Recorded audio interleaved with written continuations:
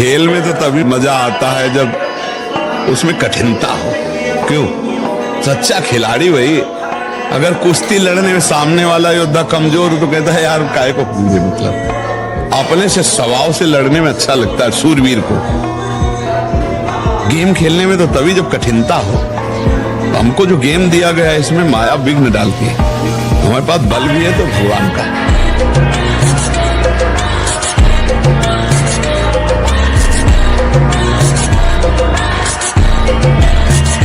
तुम्हारे रोग निवृत्ति के लिए तुम्हारा ब्रह्मचर्य बहुत बड़ी औषधि है। मान लीजिए कोई भी रोग तुम्हें परास्त नहीं कर सकता, बड़े से बड़ा भयंकर रोग भी परास्त नहीं कर सकता अगर आप ब्रह्मचारी हैं।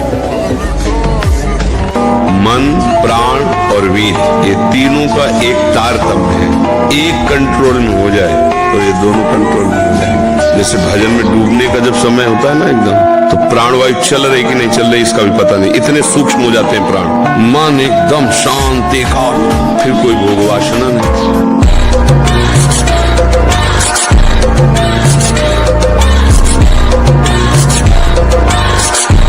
40 किलो अन्न पचाने के बाद वो जब ठीक से पच जाएगा तो एक बार जो आप हस्तमैथुन करके वीर्य नष्ट करते हैं वो, और आप दिन में 4 बार करते हैं, आपकी हालत क्या होगी। और यही नहीं कि इसमें केवल पुरुष ही, साहब चाहे बच्चा हो चाहे बच्ची हो, जो इन गंदी आदतों को स्वीकार करेगा वो नष्ट नहीं हो जाएगा, क्षमता नहीं रह जाएगी। चाहे आप जिस अवस्था को, व्यायाम जरूरी है, तुम्हारी इच्छा ही खत्म हो जाएगी हस्तमैथुन करने की। लगाओ जरा दंड बैठक लगाओ।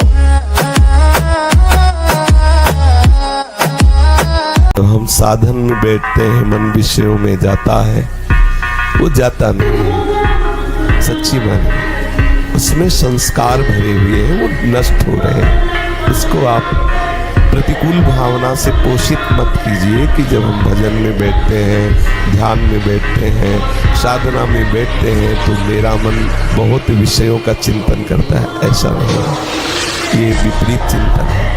हमारे मन में जो बसी हुई वासना है वो उस समय निकलती होती है। अब देखो एकाग्रता, आप जितनी एकाग्रता करेंगे उतने विषय चिंतन दिखाई देगा। वो होता नहीं विषय चिंतन, वो मन को खाली किया जा रहा है। तीसरी बात, उसको बहुत अधिक व्यायाम और प्राणायाम, अगर अखंड ब्रह्मचारी रहना है तो अत्यंत आवश्यक है। तीसरी बात कि कम से कम 30 मिनट दंड बैठक आदि, फिर इसके बाद 30 मिनट आसनों का अभ्यास। ग्रंथ निकला है, कई योगियों ने निकाला है आसनों का, इस तरह के आसन, इस तरह का। फिर प्राणवायु का संशोधन, क्योंकि प्राणवायु मन और वीर तीनों का एक तदात्म्य है। अगर प्राणवायु पवित्र सूक्ष्म है तो मन निश्चल होगा और वीर संग्रह करने की सामर्थ्य आ जाएगी। वीर को संग्रह करना बहुत कठिन बात है। इससे मन को बार बार भगवान के नाम में लगाना, संतों की जो महामहिम उनके चरित्र हैं उनको श्रवण करना, इससे हमारी भावना सदैव संयम की तरफ बढ़ेगी। अभी बच्चे हो, हमारी बातें सुन लिया है, इनको डायरी में नोट कर लेना और इसके बाद जो उनको रोज पढ़ना कि क्या बात कही गई।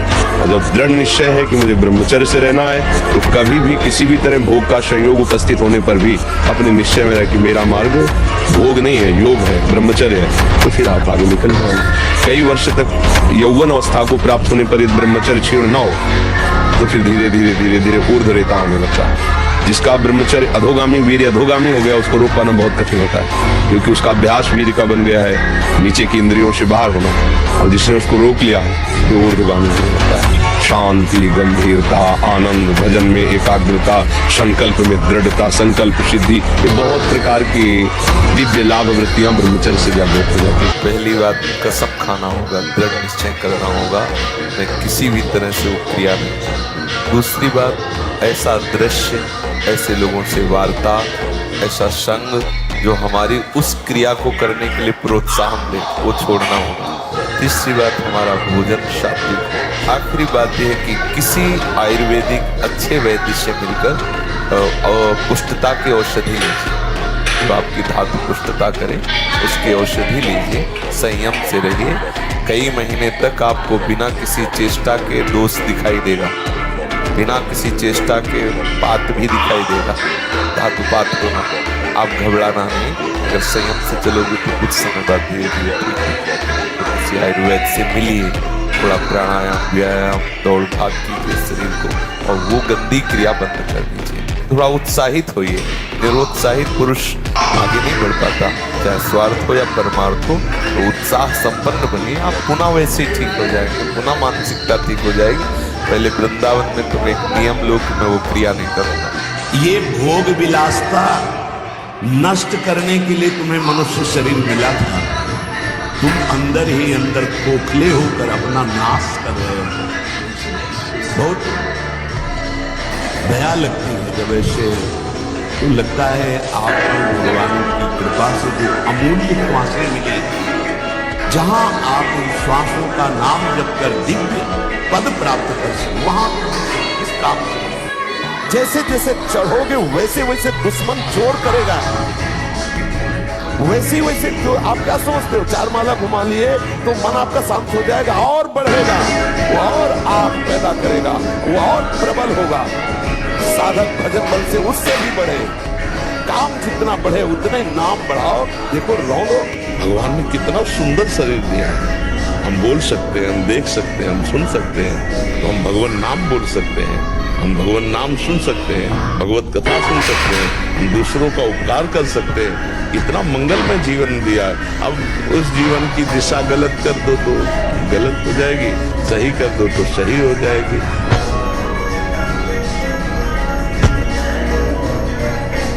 एक शराबी का उपदेश हमें जीवन भर याद रहा है।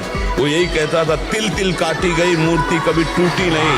वो बाबा जी बना कभी टूटना नहीं। हम उस समय बच्चे थे, वो जीवन भर रखा। ये बात अच्छे से समझ लो, अच्छे से। इस सुख का प्रलोभन देकर बांधती सुख है नहीं, क्योंकि आप उपासक को जब सुख में उतरोगे तो कितने दिन फिर आपको घृणा होगी कि अरे धिक्कार हमारे लिए, फिर लौटने का चांस नहीं रहेगा।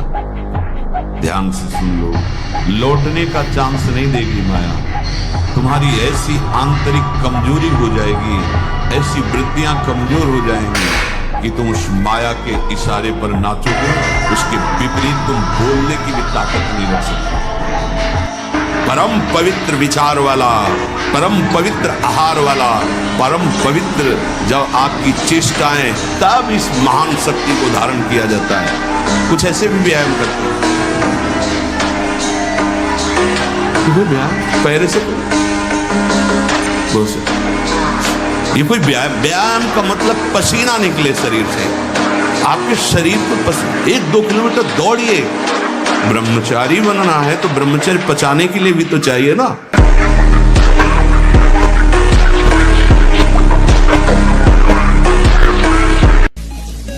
कोई गर्व न करे महीना 2 महीना ब्रह्मचर्य रह के कि मैं काम विजयी हो गया। भगवान शंकर की समाधि भंग कर सकता है, तुम तो जीव हो, वो शिव हैं, वो शिव हैं, उनकी समाधि भंग कर सकता है, तुम तो जीव हो। ब्रह्मचर्य बहुत बड़ा वरदान है, ये लोग समझ नहीं रहे। सबसे प्रार्थना करते, खिलवाड़ मत करो, सुख के नाम पे तुम्हें बर्बाद किया जा रहा है। ये मन तुम्हारा तुम्हें सुख का प्रलोभन देके तुमको नष्ट करके अपने अधीन कर रहा है। आप सब कुछ कर सकते हैं, मतलब यही सबको भूल है। ये तो किसी किसी के भाग्य में लिखा होता, कुछ नहीं। तुम जो चाहो अपना भाग्य बदल सकते हो, ये मनुष्य शरीर जो चाहो कर सकते हो। भगवान को जब प्राप्त कर सकते हो तो क्या नहीं बन सकते हो। नाम जप करो, अच्छे आचरण करो, अच्छा भोजन करो, व्यायाम करो। नाम समस्त सांसारिक जालों को काटने वाला है। जिन जालों में आप फंसे हुए ना, सुमिरत समन सकल जग जाला, समस्त संसार के बंधनों को काट देगा नाम। काल का भी महाकाल है नाम।